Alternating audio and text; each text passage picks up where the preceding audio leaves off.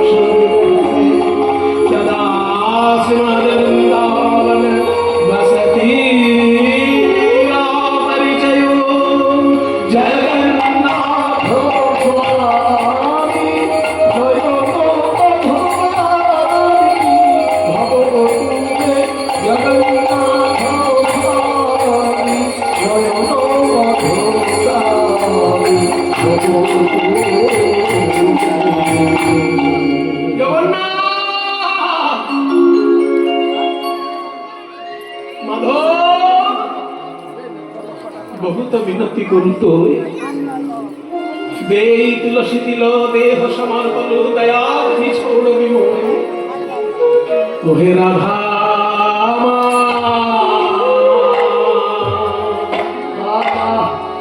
উমা ভব হে বহুত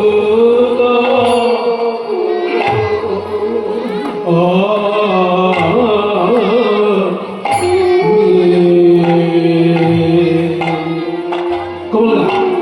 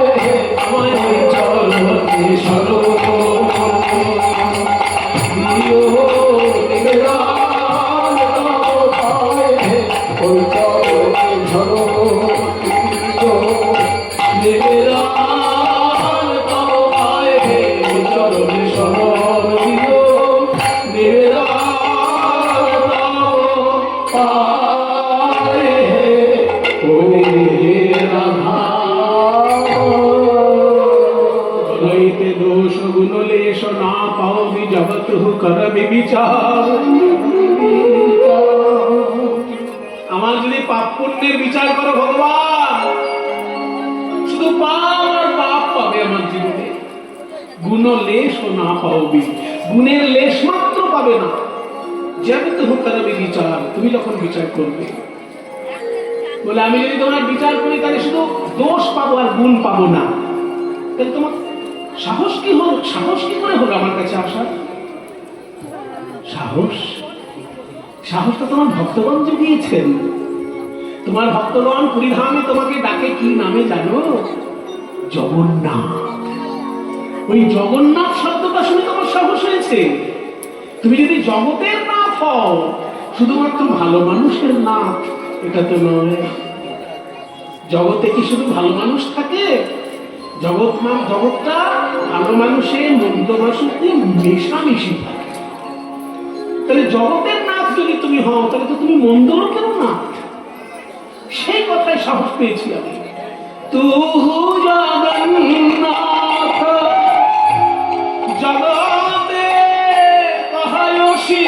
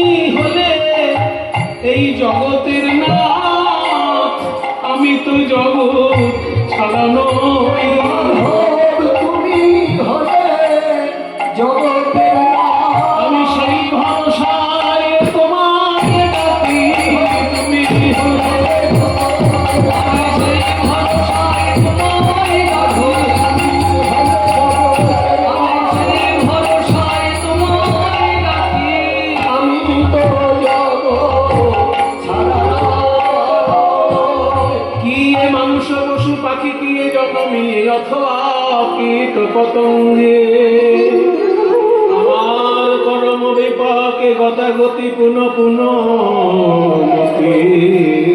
রহুতুয়া পরসঙ্গে, ঘনৈ বিদ্যাপতি অতিশয় কাতর, বনৈ বিদ্যাপতি অতিশয় কাতর, তরৈতে ইহ ভব সিন্ধু, তুয়া পদ পল্লব করু অবলম্বন, তিলয়া দেহ দিন। জগন্নাথ, আমি গরিব মানুষ, দিন আনি দিন খাই, ভেবেছিলাম জগন্নাথের কাছে সে কিছু চাইবো, কিন্তু কিছুই চাইতে পারলাম না প্রভু। আমি তোমার কাছে কিছু চাইতে পারলাম না, কারণ তোমার হাত নেই, তোমার পা নেই।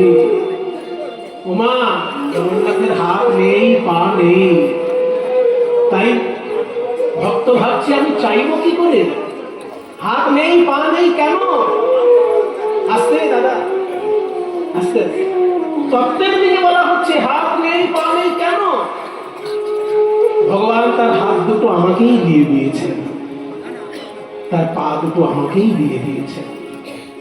তাই বলছে, ওরে জীব, এই দেখ আমার হাত আমি তোকে দিয়ে দিলাম, তুই যেন বেকার হয়ে বসে থাকবি না। সরকার চাকরি দিতে না পারলেও তুই এমন কিছু একটা করে দেখিয়ে দিবি যে তোর কাছে যেন 100 জন এসে চাকরি করে।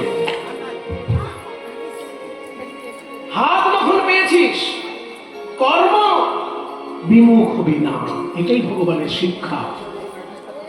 জগন্নাথের দুটি হাত নেই মানে কি? আমাদেরকে তিনি হাত দুটো দিয়েছেন যে কর্ম করে যাও, ঠিক কোনো না কোনোদিন সুফল পাবে। ফল তো আমি দেব, কর্মণ্যেবাধিকারস্তে মা ফলেষু কদাচন। গীতা, ভগবান গীতায় বলছেন তুমি কর্মটা করো, হাত তো দিয়ে দিয়েছি তোমাকে, কর্ম তুমি করো, ফল তো আমি ঠিক দেব। তাই বলছে যে কর্মণ্যেবাধিকারস্তে, ভগবান হাত নেই জগন্নাথের, কেন? আমাকে তিনি হাত দুটো দিয়েছেন। পা নেই কেন? আমাকে পা দুটো দিয়েছেন। এই পা দিলাম, পৃথিবীর যেখানে যেতে হয় সেইখানে যা, ঠিক কর্ম খুঁজে পাবি। তোর পাড়ায় যদি কর্ম না থাকে শহরে যা, শহরে যদি না থাকে অন্য রাজ্যে যা, অন্য রাজ্যে যদি না থাকে দেশের বাইরে গিয়ে যা, সেখানেও কিছু কাজ পাবি। তাহলে পা যখন পেয়েছিস, কর্মের উদ্দেশ্যে যেখানে ছুটে যেতে হয় যা। তাহলে আমাকে যিনি হাত দিয়েছেন, আমাকে যিনি পা দিয়েছেন, সব দিয়ে নিঃস্ব হয়ে মন্দিরে বসে আছেন, তার কাছে আমি নতুন করে কি চাইব? কিন্তু কষ্ট করে হেঁটে হেঁটে যখন দর্শন করতে এসেছি, খালি হাতেও ফিরে যাব না। তোমার চরণে আমি ভিক্ষারে আঁচল পেতে দিলাম জগন্নাথ। আমায় যদি তুমি কিছু দেবে মনে করো, তাহলে যেন একটি কৃষ্ণ ভক্ত সন্তান দিও।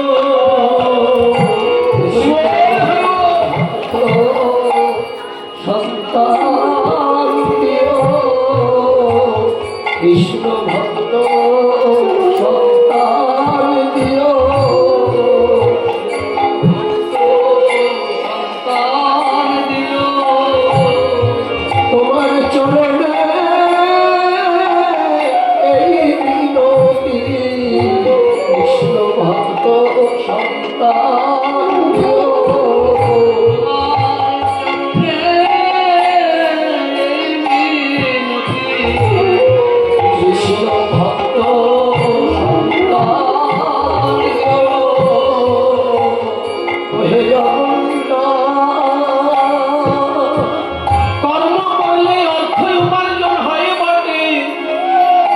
কৃষ্ণ ভক্ত সন্তান হবে কিনা কোনো নিশ্চয়তা নয়। কি বাবা, কর্ম করলে অর্থ উপার্জন হবে, কিন্তু কৃষ্ণ ভক্ত সন্তান পাবো কিনা সেটা তো ভগবানের কৃপার উপর নির্ভর করছে। তাই কৃষ্ণ ভক্ত সন্তান দিও, সে যেন প্রাণ ভরে ভজন করতে পারে। ভজনে আমার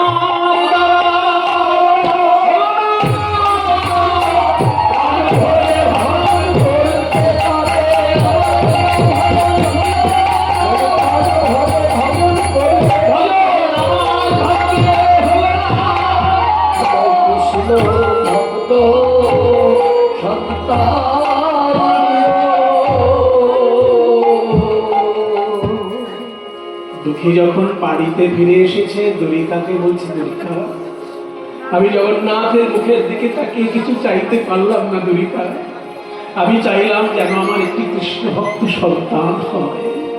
দ্বারিকা বলেছে, ঠিক চেয়েছো স্বামী, তুমি ঠিক চেয়েছো। আমরা গরিব মানুষ, কিন্তু ভগবানের কৃপা ছাড়া তো ভক্ত সন্তান হয় না।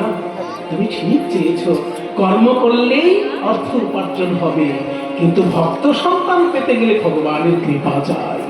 তুমি ঠিক চেয়েছো। দেখতে দেখতে সেই ঘর আলো করে জন্মগ্রহণ করলো ছোট্ট একটি ছেলে। ধারণাতে জন্মিল দুঃখী মন্ড, ধারণাতে জন্মিল দুঃখী মন্ড, ধারণাতে জন্মিল দুঃখী মন্ড, ধারণাতে জন্মিল দুঃখী মন্ড, ধারণাতে জন্মিল দুঃখী মন্ড। মাতার নাম দ্বারিকা, পিতা কৃষ্ণ মন্ডল। মাতার নাম দ্বারিকা, পিতা কৃষ্ণ মন্ডল।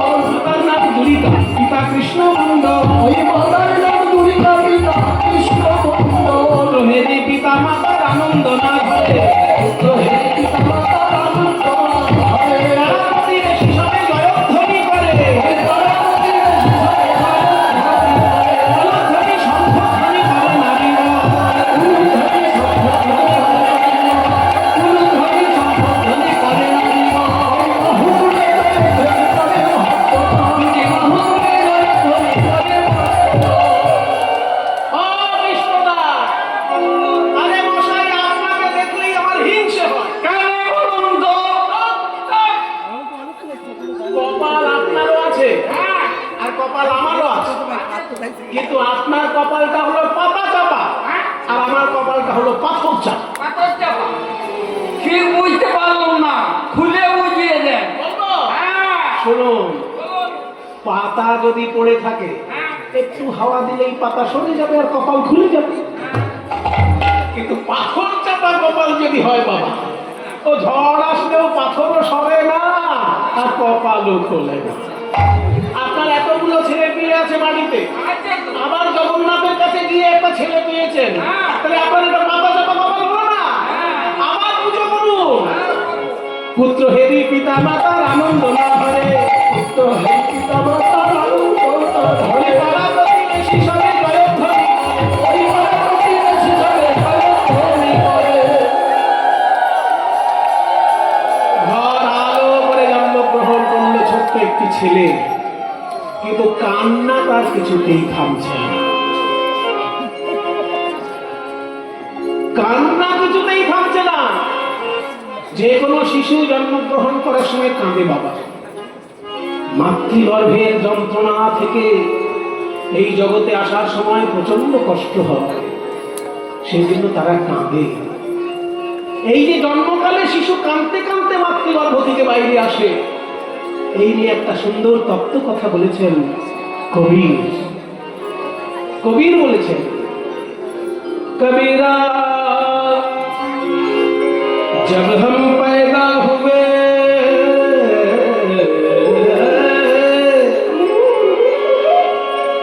যখন আমরা জন্ম নিলাম, जग हंसे हम रोए,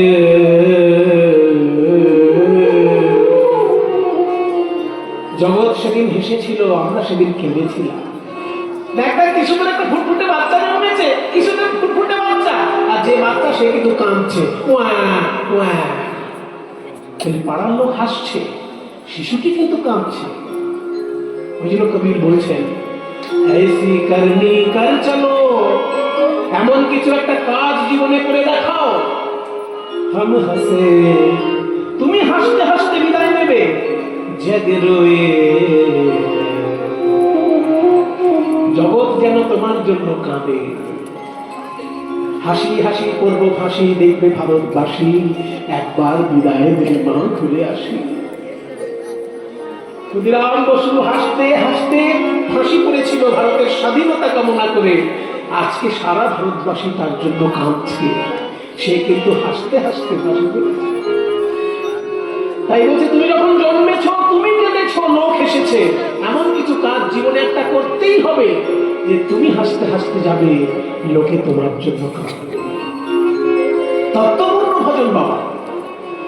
এই ভজনটায় কবি বলছেন যে মানুষের জন্ম হলে লোকে তাকে উপহার দেয়। আমাদেরও জন্মের সময় ভগবান আমাদেরকে উপহার দিয়েছেন। কি উপহার দিয়েছেন? চাদরিয়া, একটা চাদর উপহার দিয়েছেন। সেই চাদরটার নাম হলো নরদেহ। চাদরিয়া ঝিমি রে ঝিমি, ঝিমি ঝিমি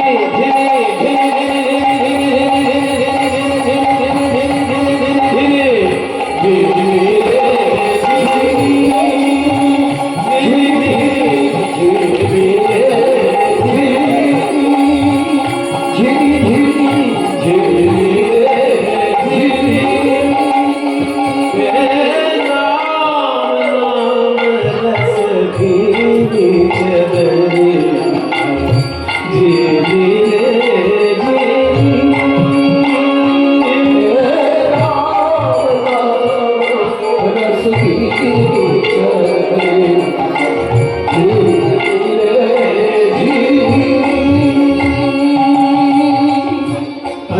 कमल का चरखा बनाया, पांच तत्व की पूरी चराया, अष्ट कमल का चरखा बनाया, पांच तत्व की पूरी।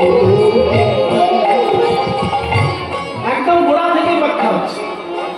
চাদর তৈরি করতে গেলে সুতো চাই, আর সুতোটা কোথা থেকে আসছে? চরকা থেকে। চরকা থেকে সুতো বেরিয়ে এসে চাদর তৈরি হচ্ছে। তুমি পিতৃদেহ, বাবার শরীরটা একটা চরকা, সেখানে 8টা পদ্ম ফুল আছে। এই শরীরকে চিন্তা করলে 8টা পদ্ম ফুল ভাবতে হয় ভিতরে। মাথায় একটা সহস্রদল পদ্ম, দুটি ভুরুর মাঝখানে একটি পদ্ম, কণ্ঠে একটি পদ্ম, হৃদয়ে একটি পদ্ম, নাভিতে একটি পদ্ম, নাভি নিম্নে একটি পদ্ম, মেট্রো মূলে মেট্রো অগ্রে, মোট 8টি পদ্ম ফুল আছে পিতৃ শরীরে। এই 8টি পদ্ম ফুল থেকে আমার এই দেহের সুতোটা ওখান থেকে এসেছে। 8টা কমল বা চরখা বানায়। আর 5টি তত্ত্ব এসেছে মায়ের দেহ থেকে। 5 তত্ত্ব, স্থিতি, ভাব, তেজ, মূর্ধ। 5 तत्व की पूरी चराया, अष्ट कमल का चरखा बनाया, पांच तत्व की पूरी। মাতৃগর্ভে আমাদের এই দেহ চাদরটা তৈরি হয়, সময় লাগে কত? কবি দাস বলছেন 9-10 মাস বুনন কো লাগে। 9-10 मास बुनन को लागे, 9-10 মাস বুনন কো লাগে। কিন্তু যারা মূর্খ তারা এই মূল্যবান চাদরটাকে ময়লা করে ফেলে। মূর্খ मैली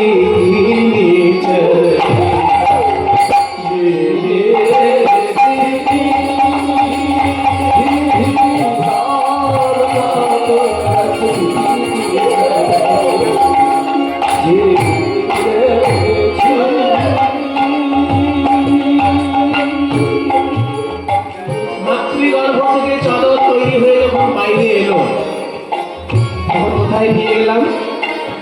গুরুর কাছে। মাতৃগর্ভ থেকে বেরোলেই কি মানুষ হওয়া যায় বাবা? মানুষ তখনই হয় যখন সে শিক্ষকের কাছে পড়াশোনা করে আর আচার্যের কাছে দীক্ষা গ্রহণ করে উপাসনা করে। দুটো জিনিসটা আমাদের বোকামি হয়ে যায়, শুধু শিক্ষা গ্রহণ করি কিন্তু উপাসনা গ্রহণ করি। যদি শিক্ষকের কাছে নিয়ে শিক্ষা গ্রহণ করে আর আচার্যের কাছে দীক্ষা নিয়ে যদি উপাসনা করে, দুটো যদি মেলবন্ধন হয় তাহলে সে একটা মানুষের মতো।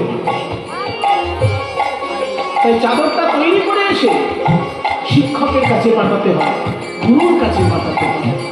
জগমুনি চাদর বনে ঘর আই, রঙ্গ রেজ কো দিলি চরণিয়া। जगमोरी चादर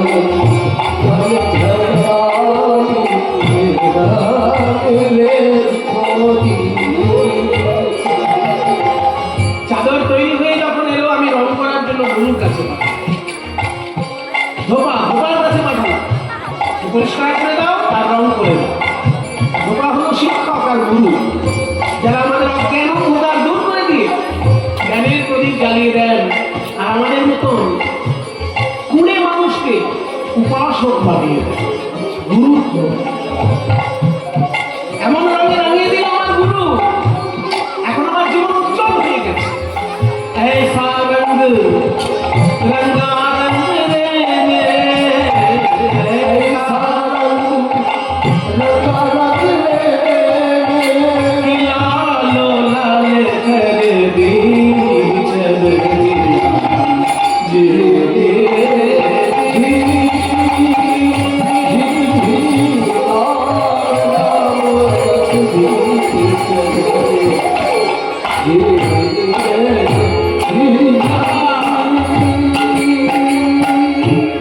এই সুন্দর চাদর শুধু আমি পেয়েছি তা নয়, আপনারা পেয়েছেন তা নয়, পূর্ব যুগে আচার্যগণ পেয়েছে। তারা কারা? ধ্রুব প্রহ্লাদ সুদামা ने ओढ़ी चदरिया रे, ध्रुव प्रहलाद सुदामा ने ओढ़ी चदरिया रे। যেরকম নবদেহ আমি পেয়েছি সেই রকম নবদেহ ধ্রুব পেয়েছিল, প্রহ্লাদ পেয়েছিল, সুদামা পেয়েছিল, কিন্তু তারা সৎ ব্যবহার করেছে, আমরা সৎ ব্যবহার করতে পারিনি। ধ্রুব প্রহ্লাদ সুদামা ने ओढ़ी, ধ্রুব প্রহ্লাদ সাবধান সাবধান, এই চাদর নিয়ে কেউ যেন অহংকার করো না। चादर ओढ़ शंका मत करियो, ये 2 दिन तुमको दी, দুদিনের জন্য তোমায় দেওয়া হয়েছে, যে কোনো সময় আপনি কেড়ে নিতে পারেন। 2 दिन तुमको दी, मूर्ख लोग ये भेद नहीं जाने, মূর্খ লোকেরা এসব কথায় কান দেয় না। তারা কি করে জানো? দিন দিন মেলি, দিনে দিনে তারা ময়লা করে ফেলে এই চাদরটাকে। দিন দিন মেলি চলি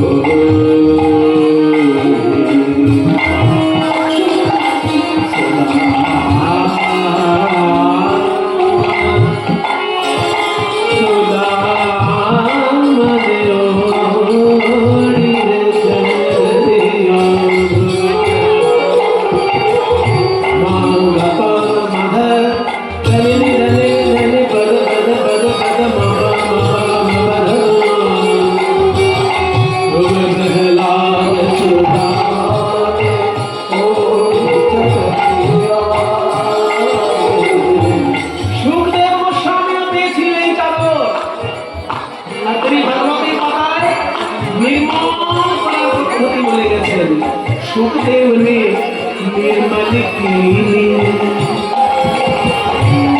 এবার কবি বলছেন দাস কবীর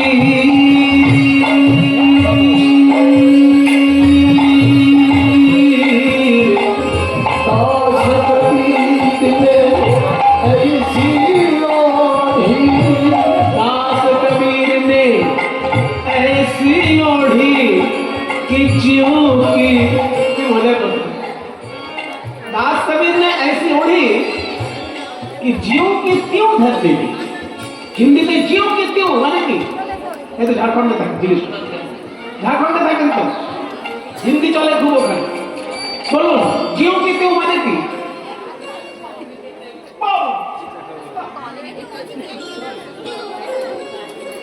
जियो के त्यों মানে যেমনকে তেমন, যেমনটি দিয়েছেন তেমনটি ফেরত দিলাম।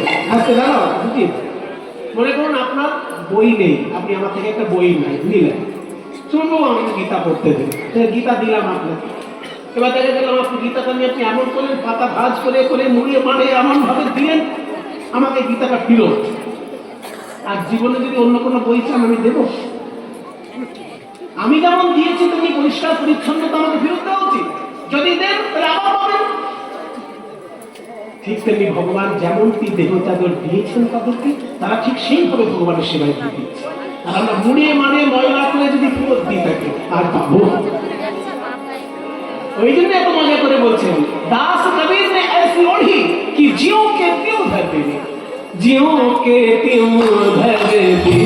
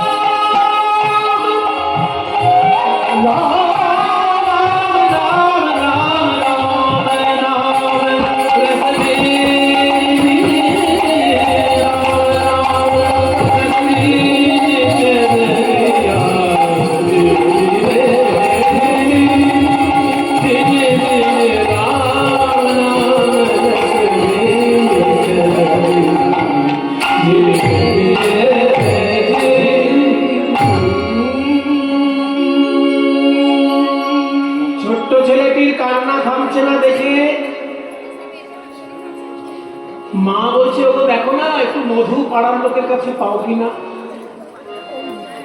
কৃষ্ণমন্ডল বলছে, ছেলের কান্না থামানোর জন্য আমি ধার করে মধু আঁকবো? ধার করে যদি ধার শোধ করতে না পারি আরো পাপ হবে। সেজন্য মধু আমি ওর মুখে দেব, তবে এমন মধু দেব যা কোনো দোকানে পাওয়া যায় না, কিন্তু দোকানে পাওয়া যায়। দোকানে পাওয়া যায় না, কিন্তু দোকানে পাওয়া যায়। সেই মধু দেব আমার ছেলেকে। এত বলি শোনা মধু হরি না,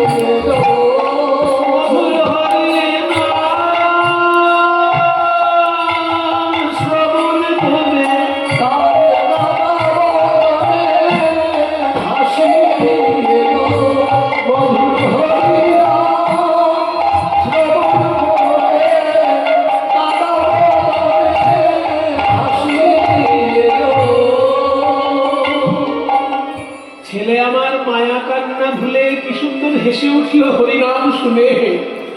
আমি জগন্নাথের কাছে যা চেয়েছিলাম বোধহয় তাই পেয়েছি। এ ছেলে আমার নিশ্চয়ই একদিন ভালো করে কৃষ্ণ ভজন করবে। যে ভজন আমি করতে পারিনি আমার ছেলে নিশ্চয়ই করবে একদিন। ছোট্ট ছেলে যখন একটু বড় হয়েছে, বাবা কাছে ডেকে বলছে, শোন বাবা, পাড়ার লোকে তোর নাম রেখেছে দুঃখী। কেন জানিস? দুঃখ দুঃখের সংসারে তুই জন্ম নিয়েছিস বাবা। তোর কান্নার সময় আমি মধু কিনে এনে খাওয়াতে পারিনি, তাই তোর কানে আমি হরিনামের মধু দিয়েছিলাম, আর তাতেই তোর কাঁদা বদনে হাসি ফুটেছিল বাবা। জগন্নাথের কাছে গিয়ে আমি তোকে চেয়ে এনেছি, জগন্নাথকে বলেছি যেন আমার ছেলে কৃষ্ণ ভক্ত হয়, তাই তোর জন্ম হয়েছে বাবা। একটা কথা কান খাড়া করে শুনে রাখ, এই নর জন্ম বড় দুর্লভ জন্ম। যদি প্রাণ ভরে কৃষ্ণ ভজন করতে পারিস তোর এই নর জন্ম ধন্য হবে, আর আমি তো বাবা রূপে গর্ব করব। কিন্তু যদি কৃষ্ণ ভজন করতে না পারিস তাহলে জগন্নাথের কাছে আমি মুখ দেখাতে পারবো না, আমি কিন্তু তাহলে তোর মুখ দর্শন করবো না। এই কথা ছেলে যখনই শুনলো মনে মনে খুব আনন্দ বোধ করলো যে অন্যান্য লোকেরা সন্তান চায় যেন ছেলে বড় হয়ে আমার সেবা করে, এই আশা। কিন্তু আমার বাবা জগন্নাথের কাছে বলে এসেছে আমি জন্ম নিয়ে যেন কৃষ্ণ ভজন করি। সত্যিই তো আমার এই নবজন্ম যদি কৃষ্ণ সেবায় লাগে আমার মনুষ্য জন্ম সার্থক হবে। আমি চেষ্টা করব, পারবো কিনা সেটা ভগবান জানেন, কিন্তু আমি চেষ্টা করব। কিন্তু চেষ্টার করতে আমার কোনো ত্রুটি থাকবে না। আমি সংসারও করবো, কৃষ্ণ ভজনও করবো, এটা অনেকেই করেন, কিন্তু আমি হয়তো পারবো না। তাই আমি প্রথম থেকেই সিদ্ধান্ত নিলাম কৃষ্ণ ভজনের জন্য আমি সংসার ত্যাগ করে পথে যাব। কারণ সংসারের চিন্তা মাথায় থাকলে আমি কৃষ্ণ ভজন করতে পারবো না। দুই নৌকায় পা দিয়ে চলা খুব কঠিন কাজ। যারা পারছেন তারা খুব ভালো মানুষ, কিন্তু আমি পারবো না। তাই এখনই আমি সংসার ত্যাগ করে কৃষ্ণ ভজনের পথে পা বাড়াবো। ঘুমন্ত বাবা মার চরণে প্রণাম জানিয়ে গভীর রাত্রে গৃহ ত্যাগ করল দুঃখী। আমি চলে যাই, আমি চলে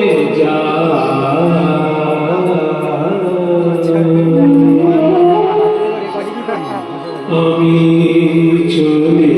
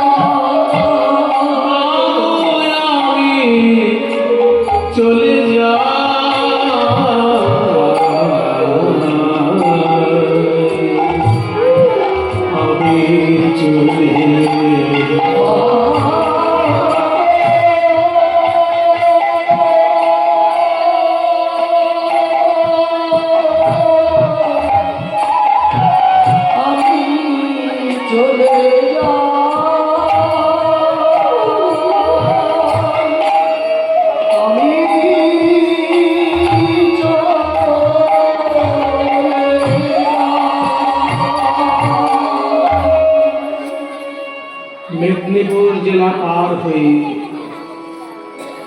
হাওড়া জেলা পার হয়ে, হুগলি জেলা পার হয়ে বর্ধমান জেলায় প্রবেশ করল। গঙ্গা ধরে কালনা বলে একটি শহর আছে।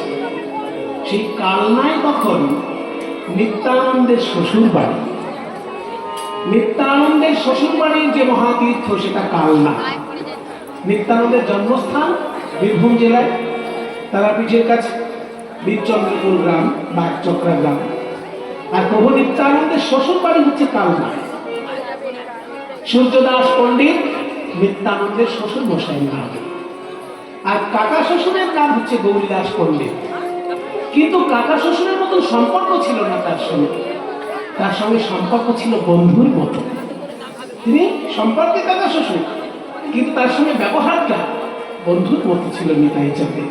সেই গৌরীদাস পণ্ডিতের শিষ্য হৃদয় চৈতন্য ঠাকুর কালনার আশ্রমে বিরাজ করছেন।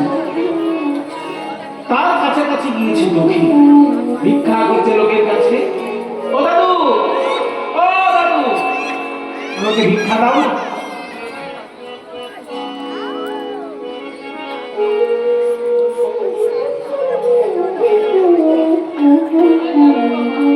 তাই যাবো, আমি বাড়ি ঘর ছেড়ে চলে এসেছি।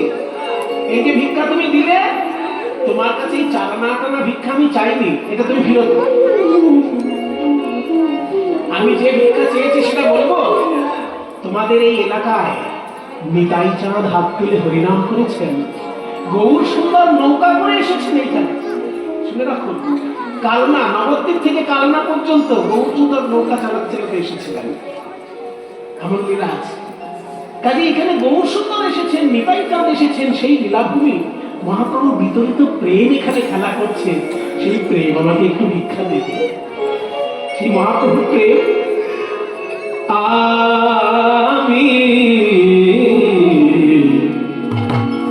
আমি প্রেমের ভিখারি, প্রেম ভিক্ষা করি যাব নদিয়ায়, আমি যাব